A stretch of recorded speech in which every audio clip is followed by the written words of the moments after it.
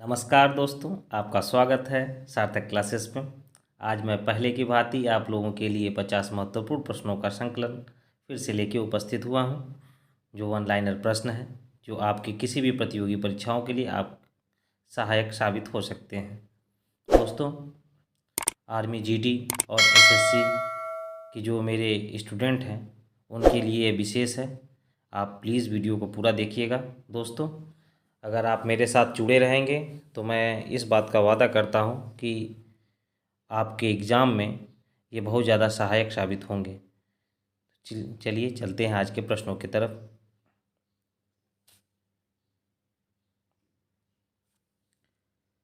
पहला प्रश्न, भारत के उपराष्ट्रपति के निर्वाचन में निर्वाचक गण में कौन कौन शामिल होते हैं?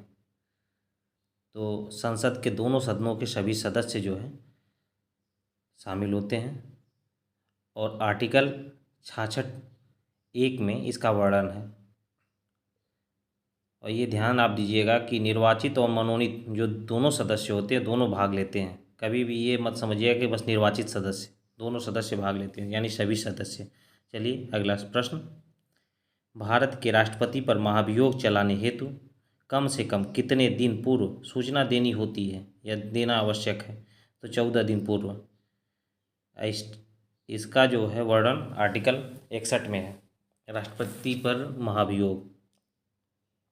अगला प्रश्न, गिरफ्तार किए गए व्यक्ति के मौलिक अधिकार की रक्षा किस अनुच्छेद में वर्णित है? तो अनुच्छेद 22 में। अगला प्रश्न, पंचायतों के गठन का प्रावधान किस अनुच्छेद में है? तो अनुच्छेद 243 ख में। और ग्राम सभा का वर्णन जो है अनुच्छेद 243 क में है। चलिए चलते हैं अगले प्रश्न की तरफ। वित्तीय अनुपात प्रथम बार में कितने दिनों के भीतर संसद के दोनों सदनों के सम्मुख रखा जाना चाहिए? तो 2 माह। वित्तीय आपातकाल का जो वर्णन है अनुच्छेद 360 में है। वित्तीय आपातकाल में होता क्या है कि वित्तीय आपातकाल प्रथम बार 2 माह तक प्रवर्तन में रहता है। यदि संसद के दोनों सदनों के द्वारा इसका अनुमोदन हो जाता है तो इसे 6 माह के लिए बढ़ाया जाता है। भारत में अभी तक कभी वित्तीय आपात लगा नहीं है। चलिए अगला प्रश्न, मौलिक अधिकारों में संशोधन में कौन सक्षम है? तो संसद सक्षम है। अगला प्रश्न, ब्लू माउंटेन किस राज्य में स्थित है? तो मिजोरम में स्थित है।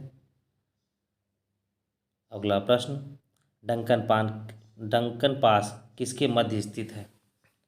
तो दक्षिणी अंडमान एवं छोटे अंडमान के बीच में। और 10 डिग्री चैनल भी छोटे अंडमान और निकोबार द्वीप के बीच में स्थित है। इसको भी आप ध्यान दीजिएगा। अगला प्रश्न, हिमालय पर्वत श्रेणी की सर्वाधिक ऊंचाई पर स्थित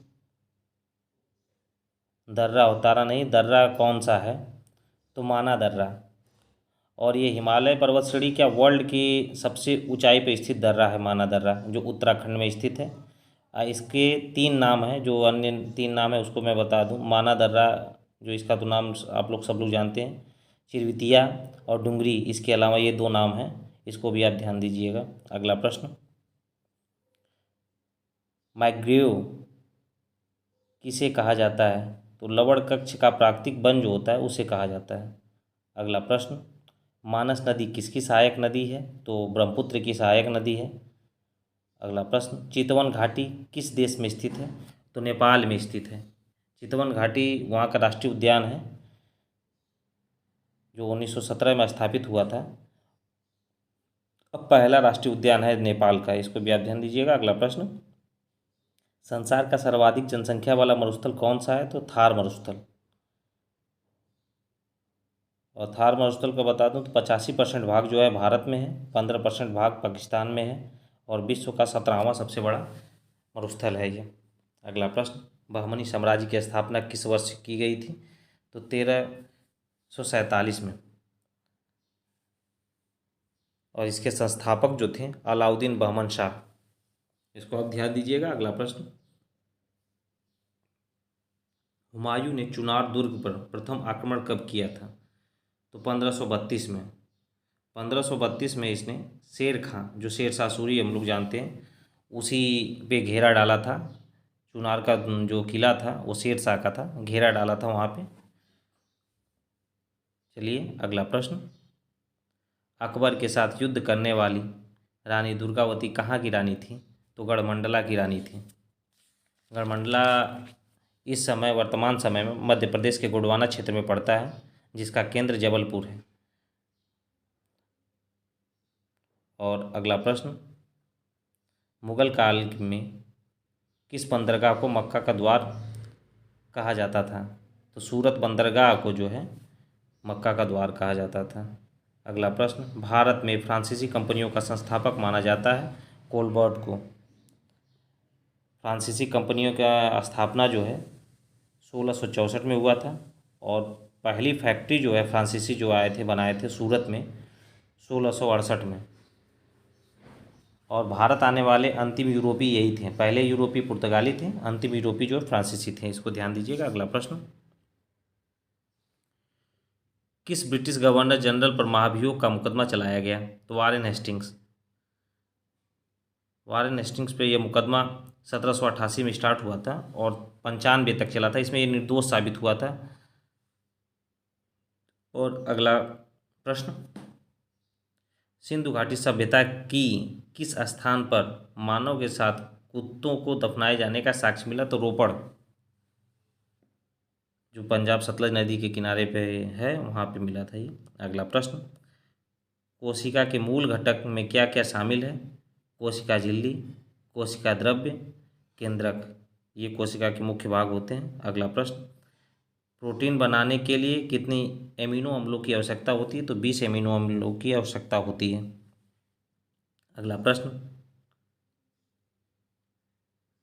रिकेट्स किस मानव अंग को प्रभावित करता है? तो हड्डी का रोग है, ये हड्डियों को प्रभावित करता है। विटामिन डी की कमी के कारण ये रोग होता है। अगला प्रश्न, मानव शरीर में ऊर्जा की उत्पत्ति होती है, ऊतकों में ऑक्सीजन जब पहुंच जाता है उसके बाद ऊर्जा की उत्पत्ति होती है। अगला प्रश्न, सोडा वाटर बनाने के लिए कौन सी गैस प्रयोग की जाती है? तो कार्बन डाइऑक्साइड। और सोडा वाटर बनाने की विधि जो है सबसे पहले खोज किए थे जोसेफ प्रिंसले ने। अगला प्रश्न,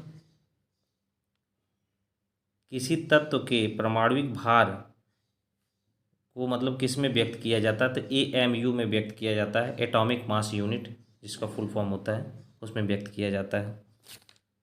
अगला प्रश्न, गन मेटल किसका मिश्रण है? तो तांबा, टीन और जस्ता का। इसमें तांबा जो होता है 88% होता है, और टीन 10%, और 1 से 2% होता है जस्ता। चलिए अगला प्रश्न, किस उत्प्रेरक की उपस्थिति में खाद्य वनस्पति तेल वसा में परिवर्तित किए जाते हैं? तो निकिल जो होता है उसकी उपस्थिति में यह क्रिया करवाई जाती है, जिसे हाइड्रोजनीकरण भी कहते हैं। चलिए अगला प्रश्न, हीरा क्यों जगमगाता है? क्योंकि प्रकाश में पूर्ण आंतरिक परिवर्तन होता है प्रकाश का, इसलिए वो जगमगाता है। अगला प्रश्न, जल में वायु का बुलबुला किस लेंस की भांति व्यवहार करता है? तो अवतल लेंस की भांति व्यवहार करता है। अगला प्रश्न, तापमान बढ़ाने से गैस की श्यानता पर क्या प्रभाव पड़ता है? तो बढ़ता है। श्यानता जो है गुण होता है जो उसके विकृति का विरोध करता है। तो तापमान बढ़ाने पे गैस में फैलाव होता है तो श्यानता बढ़ता है। लेकिन अगर यही द्रव पे पूछते तो तापमान बढ़ाने पर द्रव के ऊपर श्यानता क्या प्रभाव पड़ता है? तो वो जो है घटता है। इसको आप ध्यान दीजिएगा। अगला प्रश्न, क्यूसेक से क्या मापा जाता है? जल की प्रवाह की दर मापा जाता है। और अगला प्रश्न, तापमान के किस पैमाने पर ऋणात्मक मान नहीं होता है? तो केल्विन पे। तो दरअसल होता क्या है कि माना जाता है कि सबसे न्यूनतम तापमान जो -273.15 होता है, और केल्विन के जो स्केल पे उसको 0 माना जाता है। तो इसलिए केल्विन पे कोई ऋणात्मक मान नहीं होता है। अगर -273 है तो उसको 0 माना जाएगा। अगर 0 डिग्री पे पहुँचेगा तो केल्विन पे वो 273 हो जाएगा। अगर 100 डिग्री पे पानी, मान लीजिए पानी या 100 डिग्री पे टेम्परेचर पहुँचता है तो केल्विन में उसका टेम्परेचर 373 हो जाएगा, 373.15। चलिए दोस्तों, अब अगले वीडियो की माफ करिएगा, अगले प्रश्न की तरफ चलते हैं। एनीमोमीटर से क्या मापा जाता है? तो वायु का वेग मापा जाता है। और अगला प्रश्न, पूंजीवादी अर्थव्यवस्था में कीमत का निर्धारण किसके आधार पर होता है? तो मांग एवं पूर्ति के आधार पर होता है। किस पंचवर्षीय योजना में भारी उद्योग को प्राथमिकता दी गई थी? तो दूसरी पंचवर्षीय योजना में। दूसरी पंचवर्षीय योजना का जो काल था 1956 से 1961 तक रहा। अगला प्रश्न, भारत में 14 प्रमुख बैंकों का राष्ट्रीयकरण किस वर्ष किया गया? तो 1969 में। 19 जुलाई 1969 को ये घटना हुई थी। इंदिरा गांधी की सरकार थी। और दोबारा दूसरी बार जो है जब 6 बैंकों का राष्ट्रीयकरण किया गया तो उसमें यह घटना जो है 15 अप्रैल 1980 में हुई थी। इसको भी आप ध्यान दीजिएगा। अगला प्रश्न, जैव विविधता के संरक्षण का प्रमुख उद्देश्य क्या क्या है? तो वन्य जीवों का संरक्षण, प्राकृतिक तंत्र पारिस्थितिकी तंत्र का संरक्षण एवं पृथ्वी की सुरक्षा। अगला प्रश्न, ग्रेट स्लेव झील किस देश में स्थित है? तो कनाडा में स्थित है।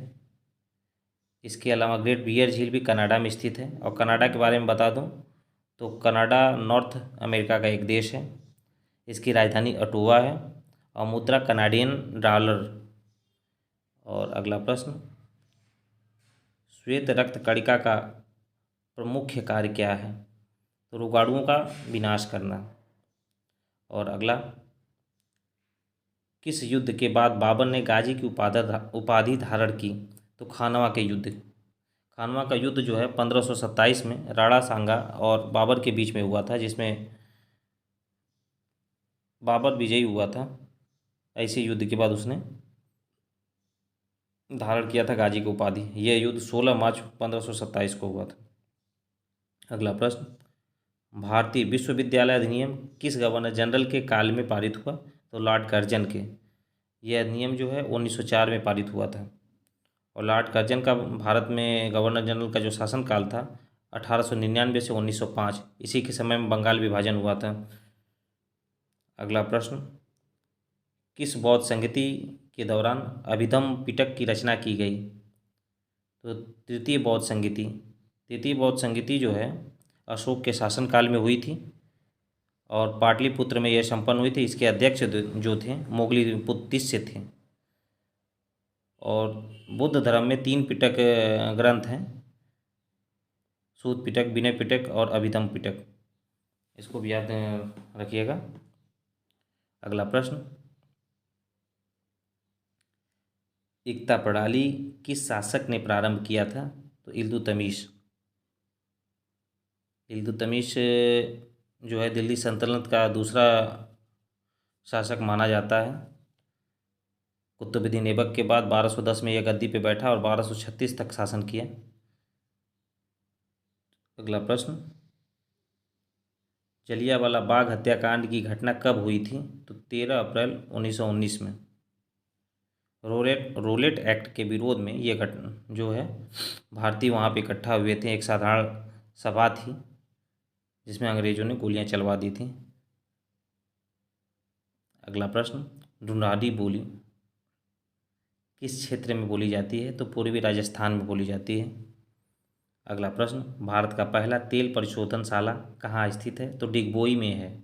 डिगबोई जो है असम में है। और इसकी स्थापना जो है डिगबोई जो तेल परिशोधनशाला है 11 दिसंबर 1901 में। और इसे भारतीय हाइड्रोकार्बन क्षेत्र का गंगोत्री भी कहा जाता है। तो इसको भी ध्यान दीजिएगा। अगला प्रश्न, भारत की पहली आयरन स्टील कंपनी कहाँ स्थापित की गई थी? तो जमशेदपुर में 1907 में ये कंपनी स्थापित की गई थी जमशेद जी टाटा के द्वारा। इस कंपनी में जो है 1911 में कच्चा लोहा और 1912 से इस्पात या स्टील का उत्पादन होता है। इसको भी आप ध्यान दीजिएगा। अगला प्रश्न, शून्यकाल किस समय शुरू होता है? तो दोपहर 12 बजे। दोपहर 12 से 1 के बीच में शून्यकाल का समय होता है। इससे पहले जो समय होता है वो प्रश्नकाल होता है। अगला प्रश्न, श्रीहरिकोटा का नाम बदलकर क्या रख दिया गया? तो सतीश धवन अंतरिक्ष केंद्र। अंतरिक्ष जो आंध्र प्रदेश में यह स्थित है। आंध्र प्रदेश के श्रीहरिकोटा नामक स्थान पे यह केंद्र उपस्थित है। 2002 में इसरो के पूर्व प्रबंधक एवं वैज्ञानिक सतीश धवन के मरणोपरांत इसका नाम बदलकर सतीश धवन अंतरिक्ष केंद्र रख दिया गया। इसकी स्थापना 1 अक्टूबर 1971 में। इसका मुख्यालय श्रीहरिकोटा। चलिए, धन्यवाद दोस्तों। अगर वीडियो आपको अच्छा लगे तो प्लीज़ वीडियो को लाइक, सब्सक्राइब एंड शेयर ज़रूर करें। चलते हैं।